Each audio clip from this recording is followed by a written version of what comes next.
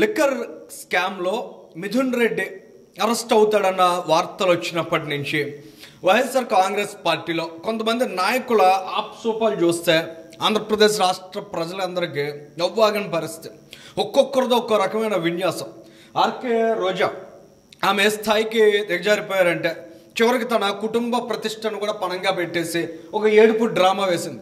ఏ మాత్రం సిగ్గుపడలేదో అత్యంత అసహ్యంగా ఏడ్చింది ఆవిడ. ఒక మహిళగా ఉండి, ఒక మహిళా నాయకురాలుగా ఉండి ఎంత గౌరవంగా ఉండాలి, ఎంత ఉన్నతమైన విలువలు పాటించాలి అనేవి ఏ ఒక్క రోజు కూడా తనకి ఏ మాత్రం పట్టనట్టు ఉండే రోజా తన యథావిధిగా తన శైలిని, తన వ్యవహార విధానాన్ని అదే రకంగా కొనసాగించింది. తన జిల్లాకి, తన చిత్తూరు జిల్లాకి సంబంధించినటువంటి పెద్దిరెడ్డి రామచంద్రారెడ్డి, పెద్దిరెడ్డి మిథున్ రెడ్డి అలాంటి వాళ్ళని కాపాడుకోవడానికి రోజా ఆ బాధ్యతనంతా తన భుజాన్ని వేసుకుంటారు. కాబట్టి మరి అందులో భాగంగా అలాగే ఏడుపు డ్రామా వేశారు. ఇక అంబటి రాంబాబు ఆయన నోటిని ఏ ఫెనాయిల్ వేసి కడిగినా కూడా ఎప్పటికీ శుభ్రం కాదనేది అందరికీ తెలిసిన విషయమే. నోటికి ఎలా వస్తే అలా మాట్లాడతాడు ఆయన. అసలు స్కామ్ లేదంటాడు. అది కనీసం ఏ విషయం మీద కనీస అవగాహన, కనీసం స్టడీ చేద్దాం అనేటువంటి సోయ స్పృహ ఉండదు.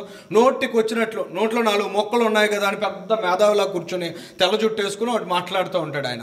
ఆ తర్వాత సజ్జల రామకృష్ణారెడ్డి ఆయన నన్నటి నుంచి అదే పనిగా మీడియాతో మాట్లాడుతూ ఉండడం, రకరకాల నెరేటివ్స్ బిల్డ్ చేయాలని ప్రయత్నం చేస్తూ ఉండడం, ఆయనకి మనసులో ఎక్కడో చాలా తీవ్రమైన భయం, ఆందోళన కనిపిస్తున్నాయి. చాలా వణుకు కనబడుతుంది ఆయన మాటల్లో. ఖచ్చితంగా జగన్మోహన్ రెడ్డి ఇరుక్కోబోతున్నాడనే చాలా స్పష్టంగా ఎప్పటికే సజ్జల రామకృష్ణారెడ్డి అయితే గుర్తించడనే విషయం అర్థమవుతుంది.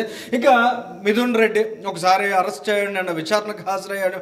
ఆయన ఏ విషయాలు చెప్పాడు పోలీసులకి, ఏంటి ఇలాంటి అంశాలన్నీ తెలియక జగన్మోహన్ రెడ్డి గారు మాత్రం తలపట్టుకుంటున్నటువంటి సందర్భం. ఎందుకంటే ఇక్కడ మనం చూసాం కదా, ఒక పెద్ద తిమింగళం, అవినీతి తిమింగళం అనాలా, లిక్కర్ తిమింగళం అనాలా, అటువంటి తిమింగళంలా జగన్మోహన్ రెడ్డి 5 ఏళ్ల పాటు తయారయ్యాడు. ఆయన ఒక పెద్ద సిండికేట్ని తయారు చేశాడు. ఆ సిండికేట్ లో భాగంగా నకిలీ మద్యాన్ని, విషపూరిత మద్యాన్ని పేద ప్రజలకు సామాన్యులకు అందరికీ విక్రయించడం. ఆంధ్రప్రదేశ్ రాష్ట్రంలో ఎవడన్నా తాగాలనుకుంటే తాను ఇచ్చే విషయాన్ని తాగి చచ్చిపోవడం తప్ప ఇంకో దారి మార్గం లేదన్నట్లు జగన్మోహన్ రెడ్డి ఆ రోజుల్లో దుర్మార్గం లిక్కర్ పాలసీని అమలు చేశాడు. దాని ద్వారా కొన్ని వేల కోట్ల రూపాయలు ఆయన తాడేపల్లి ప్యాలెస్ లో దాచుకున్నాడు. ఇవాళ జగన్మోహన్ రెడ్డి చాలా సచ్చీలుడు, జగన్మోహన్ రెడ్డి చాలా మంచివాడు, జగన్మోహన్ రెడ్డి అసలు ఎప్పుడు కూడా ఒక్క రూపాయి అవినీతి చేయలేదు, పేద ప్రజల సొమ్ము, రాష్ట్ర ప్రజల సొమ్ము, పన్నుల రూపంలో కట్టిన సొమ్ముని చాలా గౌరవంగా చూస్తాడు, ఎక్కడో కూడా ఒక్క రూపాయి కూడా మిస్యూజ్ చేయడు. అసలు ఆంధ్రప్రదేశ్ రాష్ట్రంలో అవినీతి మరకలేని నాయకుడు అంటే జగన్మోహన్ రెడ్డి. మనం చూసాం కదా, ఒక పెద్ద అవినీతి అనకొండలా కనబడుతున్నటువంటి జగన్మోహన్ రెడ్డికి అసలు అవినీతి అంటే ఏంటో తెలియదు అన్నట్లు ఈ దుర్మార్గులందరూ చెప్పుకుని వచ్చారు. కానీ అసలు విషయం ఏంటంటే ఈయన డొంక అంతా కూడా కదులుతోంది. జగన్మోహన్ రెడ్డి ఏ స్థాయిలో అవినీతి నడిపాడు అనే దానికి ఇక్కడ మనం చూస్తున్నాం కదా, ఈ డెన్లన్నీ నిదర్శనం అన్నమాట. జగన్మోహన్ రెడ్డి 5 ఏళ్ల పాటు ఆంధ్రప్రదేశ్ రాష్ట్రంలో దోపిడీ కోసం ఒక లిక్కర్ పాలసీని అమలు చేసి దానికి హెడ్ గా మిథున్ రెడ్డిని పెట్టి ఇక మిగిలిన వాళ్ళందరినీ పాత్రదారులుగా ఉంచి మెయిన్ సూత్రధారిగా వెనకుండి ఆటనంతా నడిపించిన ఈ లిక్కర్ అనకొండ మొత్తం 7 డెన్లు మెయింటైన్ చేసిందండి. ఈ 7 డెన్లకు సంబంధించినటువంటి డీటెయిల్స్ ఇప్పుడు బహిర్గతం అయ్యాయి. మిథున్ రెడ్డి అరెస్ట్ తర్వాత అంతకు ముందు ఆయన విచారణలో భాగంగా చెప్పినటువంటి అంశాలు ఏంటనే విషయం కూడా ప్రస్తుతం చర్చకు వస్తుంది. ఎందుకంటే ఇంత క్లియర్ గా డీటెయిల్స్ తో సహా ఎక్కడెక్కడి నుంచి డబ్బుని ఏ విధంగా మళ్లించేవారు అనే దానికి సంబంధించిన కీలకమైన ఆధారాలు 7 డెన్స్ కూడా. ఫస్ట్ డెన్ మనం చూసినట్లయితే హైదరాబాద్ లో బంజారా హిల్స్ లో ఉంది. సెకండ్ డన్ ఫిలిం నగర్ లో పెట్టారు. థర్డ్ డన్ జూబ్లీ హిల్స్ లో పెట్టారు. ఫోర్త్ డన్ నలంద నగర్ హైదరాబాద్. ఫిఫ్త్ డన్ నార్సింగ్ లో పెట్టారు.